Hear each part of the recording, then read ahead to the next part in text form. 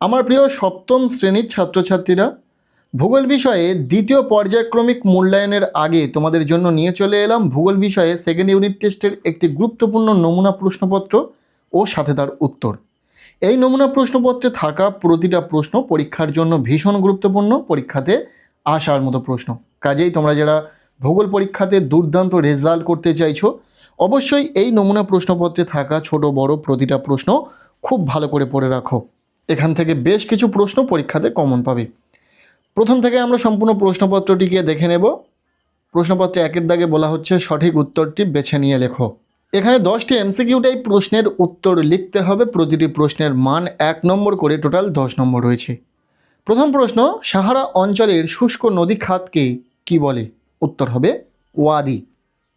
খদাগের প্রশ্ন, পৃথিবীর ছাদ বলা হয় পামের মালভূমিকে। এখানে অপশান পাচ্ছ, আমি শুধুমাত্র সঠিক উত্তরটিকে অন্য কালি দিয়ে চিহ্নিত করেছি যাতে তোমাদের বুঝতে সুবিধা হয়। এরপর গদাগের প্রশ্ন, আর্দ্র ক্রান্তীয় জলবায়ু অঞ্চলের মাটিতে জৈব পদার্থ বেশি থাকে, কম থাকে নাকি একদম থাকে না? উত্তর হবে কম থাকে। ঘদাগের প্রশ্ন, ভারতের নীলগিরি হলো একটি ভঙ্গিল পর্বত, স্তূপ পর্বত নাকি সঞ্চয়জাত পর্বত? উত্তর হবে স্তূপ পর্বত। দাগের প্রশ্ন, গঙ্গার একটি উপনদী যমুনা, পদ্মা, ভাগীরথী, কোনটা? উত্তর হবে যমুনা। পরের প্রশ্ন, মাটির রং লাল হয় মাটিতে কিসের পরিমাণ বেশি হলে? লোহা, ফসফরাস নাকি হিউমাস? উত্তর হবে লোহা। এরপর 6 দাগের প্রশ্ন, মোহনার কাছে নদীর প্রধান কাজ বহন, অবক্ষেপণ নাকি ক্ষয় সাধন? উত্তর হবে অবক্ষেপণ।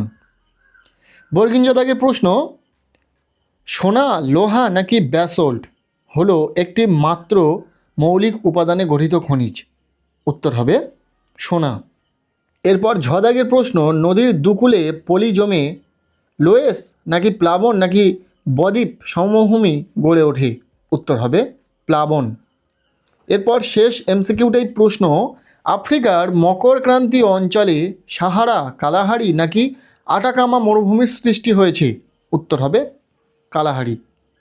এরপর হচ্ছে প্রশ্নপত্রের 2-এর দাগ, বলা হচ্ছে 2-1 কথায় উত্তর দাও। এখানে 10টি এসএকিউ টাইপ প্রশ্নের উত্তর লিখতে হবে। প্রতিটি প্রশ্নের মান 1 নম্বর করে, টোটাল 10 নম্বর রয়েছে। প্রথম প্রশ্ন, কোন শিলায় খনিজ তেল থাকে? উত্তর হবে পাললিক শিলায়। খদাগের প্রশ্ন, নায়াগ্রা জলপ্রপাত কোন নদীর উপর অবস্থিত? উত্তর হবে সেন্ট লরেন্স নদী। ভীষণ ইম্পর্টেন্ট প্রশ্ন, প্রতিটা প্রশ্ন খুব ভালো করে উত্তর সহ দেখে রাখো। এরপর গদাগের প্রশ্ন, মালভূমির আরেক নাম কি? উত্তর হবে টেবিল ল্যান্ড। ঘদাগের প্রশ্ন, পৃথিবীর দীর্ঘতম খাল কোনটি? উত্তর হবে সুয়েজ খাল। এরপর দাগের প্রশ্ন, বিশ্বের বৃহত্তম বদ্বীপ সমভূমি কোথায় অবস্থিত? উত্তর হবে গঙ্গা ব্রহ্মপুত্র নদীর মোহনায়। দাগের প্রশ্ন, শ্বেতপাথর বা মার্বেল কোন জাতীয় শিলা? উত্তর হবে রূপান্তরিত শিলা। এরপর 6 দাগের প্রশ্ন, কোন অঞ্চলে নদীর ধারণ অববাহিকা দেখা যায়? উত্তর হবে পার্বত্য অঞ্চলে। এরপর বর্গিঞ্জ দাগের প্রশ্ন, হিমালয় পর্বত প্রধানত কোন শিলা দ্বারা গঠিত? উত্তর হবে পাললিক শিলা। 6 দাগের প্রশ্ন, মধ্যগতিতে নদীর প্রধান কাজ কি? উত্তর হবে পরিবহন। এরপর শেষ যে এসএকিউ টাইপ প্রশ্নটি রয়েছে, পৃথিবীর বৃহত্তম মরুভূমির নাম কি? উত্তর হবে সাহারা মরুভূমি। এই ছিল 2-এর দাগ থেকে এসএকিউ টাইপ প্রশ্ন, যেগুলো আমরা উত্তর সহ দেখে নিলাম। এরপর রয়েছে প্রশ্নপত্রের 3-এর দাগ, বলা হচ্ছে নিচের যে কোনো 4টি প্রশ্নের উত্তর দাও। এখানে 2 মার্কের প্রশ্ন রয়েছে, 4টি প্রশ্নের উত্তর লিখতে হবে, টোটাল 8 নম্বর। এখানে থাকা প্রতিটা প্রশ্ন আমরা উত্তর সহ দেখে নেব। প্রথম প্রশ্ন, শিরোক্ষ কি? উত্তর হবে শিরোক্ষ হলো এক প্রকার উষ্ণ ও শুষ্ক বায়ু। শীতকালে সাহারায় উচ্চ চাপ অঞ্চল থেকে উৎপন্ন হয়ে উত্তর পশ্চিম আফ্রিকার উপর দিয়ে প্রবাহিত হয়। খদাগের প্রশ্ন, চ্যুতি কাকে বলে? উত্তর হবে প্রবল ভূ আলোড়নের ফলে ভূপৃষ্ঠের কোনো অঞ্চলে প্রচণ্ড টান বা সংকোচনের সৃষ্টি হয়, ফলে ওই অঞ্চলের শিলাস্তরে উলম্ব বা আড়াআড়ি ফাটল দেখা দেয় এবং ওই ফাটল বরাবর ভূপৃষ্ঠের একদিকের অংশ অন্য দিকের অংশ থেকে বিচ্যুত হয়ে উপরে উঠে গেলে বা নিচে বসে গেলে তাকে চ্যুতি বলে। চ্যুতির ফলে স্তূপ পর্বত ও গ্রস্থ উপত্যকা সৃষ্টি হয়। ভীষণ ইম্পর্টেন্ট একটি প্রশ্ন। এরপর গদাগের প্রশ্ন, 4 o'clock রেইন কাকে বলে? উত্তর হবে আফ্রিকা মহাদেশের নিরক্ষীয় জলবায়ু অঞ্চলে, বিশেষত কঙ্গো নদীর অববাহিকা ও গিনি উপকূলে প্রায় প্রতিদিন অপরাহ্নে, বিশেষত বিকেল 4টে নাগাদ বর্জ্য বিদ্যুৎ সহ পরিচলন বৃষ্টিপাত হয়। এজন্য নিরক্ষীয় অঞ্চলে এই বৃষ্টিপাত 4 o'clock রেইন নামে পরিচিত।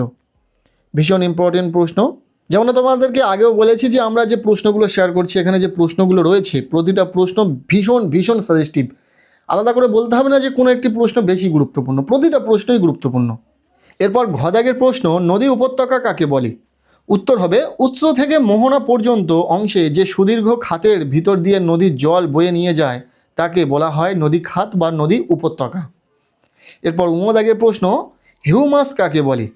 উত্তর হবে মাটির মধ্যস্থ জীবাণু দ্বারা মৃত উদ্ভিদ বা প্রাণীর দেহাবশেষ পচন ক্রিয়ার দ্বারা ধীরে ধীরে পরিবর্তিত হয়ে যে কালো বর্ণের জটিল কলয়েড পদার্থ সৃষ্টি হয় তাকে হিউমাস বলে। পরবর্তী সময়ে হিউমাস খনিজ পদার্থে রূপান্তরিত হয়ে মাটিতে মিশে যায়। যে মাটিতে হিউমাস বেশি থাকে সেই মাটি খুব উর্বর এবং এর জল ধারণ ক্ষমতাও বেশি থাকে। এরপর রয়েছে প্রশ্নপত্রে 4 দাগ, বলা হচ্ছে নিচের যে কোনো 4টি প্রশ্নের উত্তর দাও। এখানে 3 মার্কের প্রশ্ন রয়েছে, 4টি প্রশ্নের উত্তর লিখতে হবে, টোটাল 12 নম্বর। আমরা এই 3 মার্কের প্রশ্নগুলো খুব সন্তর্পণে দেখে নেব, যে প্রশ্নগুলো বলে দেব খুব ভালো করে তোমরা পড়ে নেবে। আর এখানে আমরা উত্তর করে দিইনি, তার একটাই কারণ প্রশ্নগুলোর উত্তর যথেষ্ট বড়, তো এখানে যার জন্য আমরা এখানে শেয়ার করিনি উত্তর। তবে কোনো প্রশ্নের উত্তর যদি তোমাদের কোনো রেফারেন্স বই থেকে পেতে অসুবিধা হয় অবশ্যই কমেন্ট সেকশানে জানাবে, আমরা উত্তর শেয়ার করে দেব। প্রথম প্রশ্ন, স্তূপ পর্বত ও গ্রস্থ উপত্যকা পাশাপাশি অবস্থান করে কেন? খদাগের প্রশ্ন, ভূমিরূপ গঠনে শিলার প্রভাব কতখানি? এরপর গদাগের প্রশ্ন, সব নদীতে বদ্বীপ সৃষ্টি হয় না কেন? এরপর ঘদাগের প্রশ্ন, পূর্ব আফ্রিকায় গ্রস্থ উপত্যকা সৃষ্টি হয়েছে কেন? প্রতিটা প্রশ্নই ভীষণ গুরুত্বপূর্ণ। এরপর আমরা দেখে নেব 3 মার্কের জন্য শেষ প্রশ্ন, নদীর ওপর মানুষের কার্যাবলীর বিরূপ প্রভাব ও তার ফলাফল আলোচনা করো। আমি কথা দিচ্ছি এখান থেকে যে 3 মার্কের প্রশ্ন রয়েছে তোমাদের পরীক্ষাতে অবশ্যই কমন থাকবে। এরপর রয়েছে প্রশ্নপত্রে 5 দাগ, বলা হচ্ছে যে কোনো 2টি প্রশ্নের উত্তর দাও। এখানে 5 মার্কের প্রশ্ন রয়েছে, 2টি প্রশ্নের উত্তর লিখতে হবে, টোটাল 10 নম্বর। আমরা এখানে থাকা এই প্রতিটা প্রশ্ন খুবই গুরুত্ব সহকারে দেখে রাখতে বলবো। এখানে যে প্রশ্নগুলো রয়েছে ভীষণ ইম্পর্টেন্ট। প্রথম প্রশ্ন, মহীখাত তত্ত্ব ও পাত সংস্থান তত্ত্বের আলোকে ভঙ্গিল পর্বতের উৎপত্তি আলোচনা করো। এরপর খদাগের প্রশ্ন, রূপান্তরিত শিলার বৈশিষ্ট্যগুলি কী কী? এটিও ভীষণ ইম্পর্টেন্ট। নেক্সট গদাগের প্রশ্ন, নিম্ন গতিতে নদীর কার্যের ফলে সৃষ্ট ভূমিরূপের পরিচয় দাও। এরপর শেষ যে বড় প্রশ্নটি রয়েছে, আফ্রিকা মহাদেশের ভৌগোলিক গুরুত্ব লেখো। এই 5 মার্কের প্রশ্নগুলো খুব ভালো করে রেডি করো, এখান থেকেই পরীক্ষাতে কমন পাবে। ব্যাস, এই ছিল সপ্তম শ্রেণীর ছাত্রছাত্রীদের জন্য দ্বিতীয় পর্যায়ক্রমিক মূল্যায়ন অর্থাৎ সেকেন্ড ইউনিট টেস্টের ভূগোল বিষয়ের একটি গুরুত্বপূর্ণ নমুনা প্রশ্নপত্র। এই প্রশ্নপত্রে থাকা প্রতিটা প্রশ্ন পরীক্ষার জন্য ভীষণ গুরুত্বপূর্ণ, খুব ভালো করে পড়বে। আজকের এই ভিডিওটি তোমাদের কেমন লাগলো অবশ্যই জানিও। ভিডিওটি ভালো লেগে থাকলে লাইক করে দাও, চ্যানেলে নতুন হলে চ্যানেলটিকে সাবস্ক্রাইব করে রাখো, আর পারলে ভিডিওটি বন্ধুদের সাথে প্রচুর শেয়ার করে দাও।